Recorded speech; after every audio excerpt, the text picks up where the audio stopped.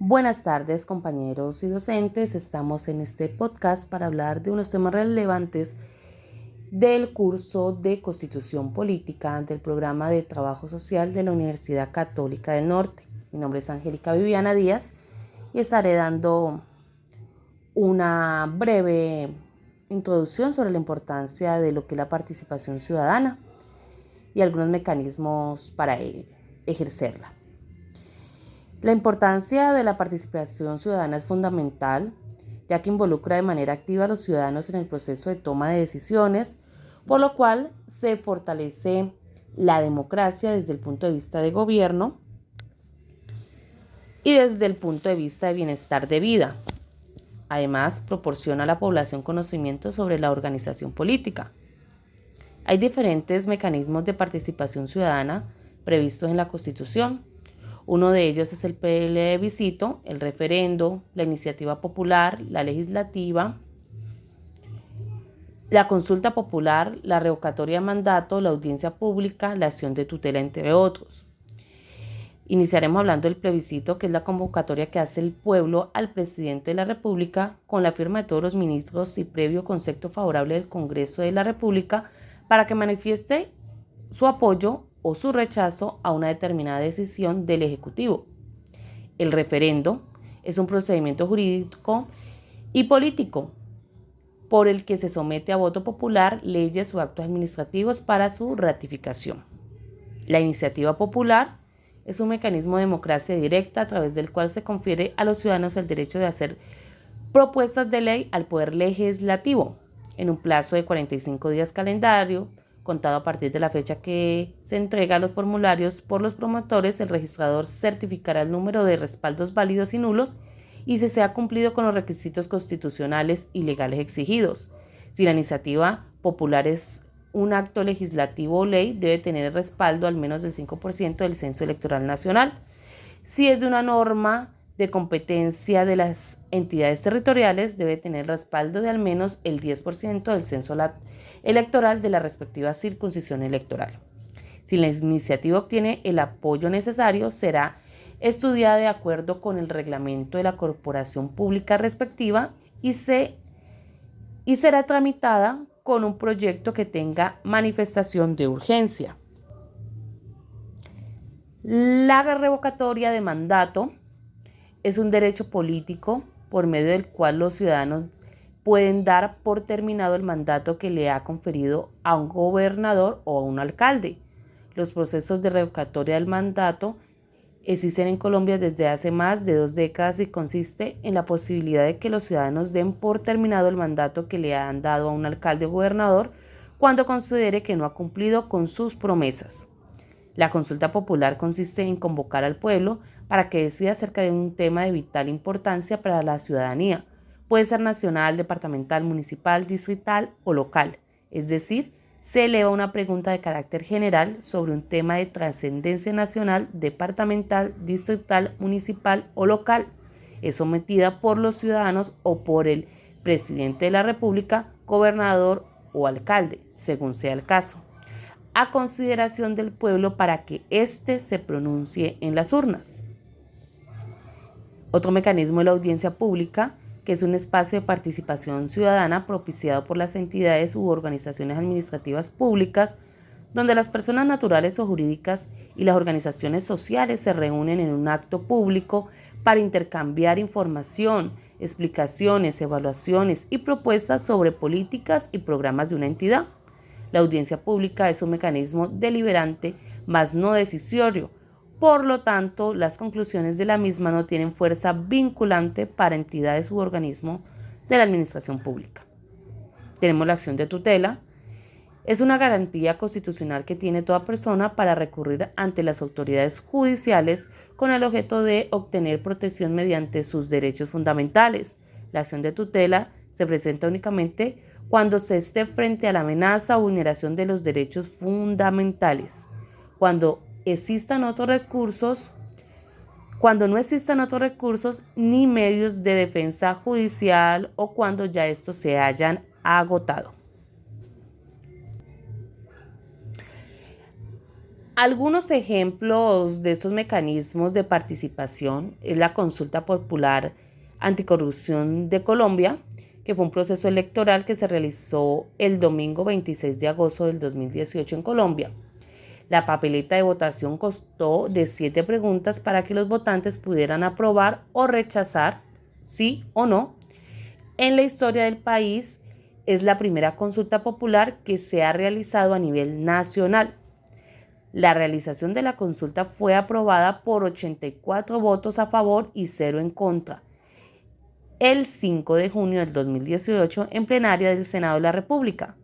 Para que fueran aprobados los mandatos, era necesario obtener al menos el 33 del censo electoral vigente y que el sí obtuviera más del 50% de esos votos.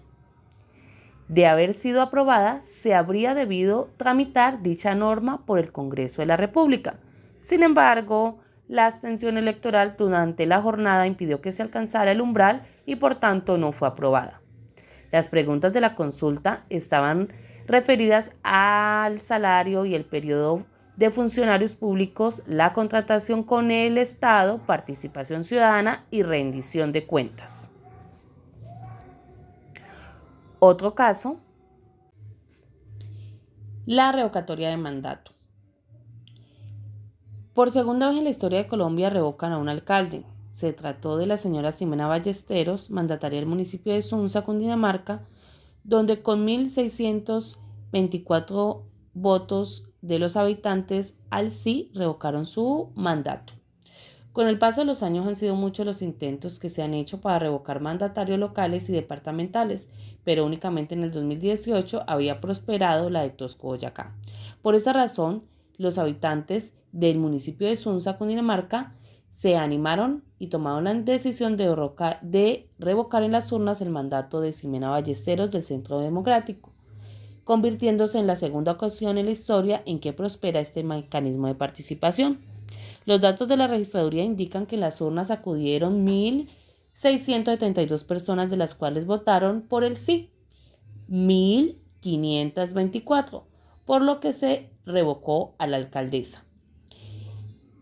El umbral para esta revocatoria se fijó en 1.484 personas, por lo que se superó sin problema alguno. Además, el censo electoral para este municipio estaba fijado en 5.370 ciudadanos aptos para votar.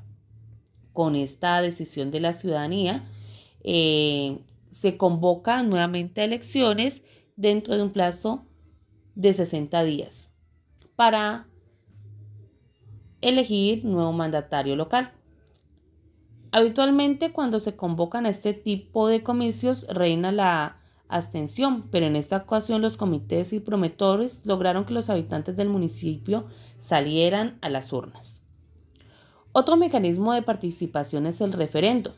La Asamblea Nacional Constituyente de Colombia fue convocada en 1991 para promulgar una nueva constitución política para el país, en reemplazo de la sentencia constitucional de 1886. Cesaron sus funciones el 4 de julio de 1991 tras promulgar la nueva constitución. En los años 80 el país estaba amenazado por las fuerzas oscuras del narcotráfico que pretendían someter el Estado. En medio de este propósito y con el apoyo de paramilitarismo, se asesinó a 4 candidatos presidenciales: Jaime Pardo, Luis Carlos Galán, Bernardo Jaramillo Osa y Carlos Pizarro. El magnicidio de Luis Carlos Galán Sarmiento generó grandes movilizaciones de protesta, especialmente de estudiantes que reclamaban un cambio en el país, con el eslogan "Todavía podemos salvar a Colombia". Este movimiento propuso entonces que los colombianos manifestaran en las urnas su decisión de convocar a una Asamblea Nacional Constituyente que reformara la caduca Carta Política. Esta expresión popular se llamó la séptima papeleta.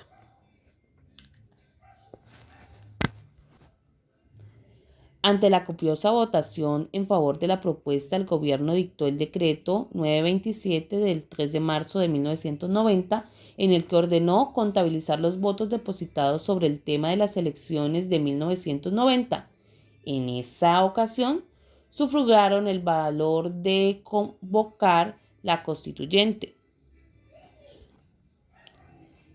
ganando notoriamente por el sí. El presidente, el doctor César Gaviria, se profirió el decreto 1926 de 1990, determinando que la elección para integrar la asamblea se realizaría el 9 de diciembre de ese año, en el que los elegidos iniciarían las sesiones del 5 de febrero de 1991 hasta el 4 de julio de 1991.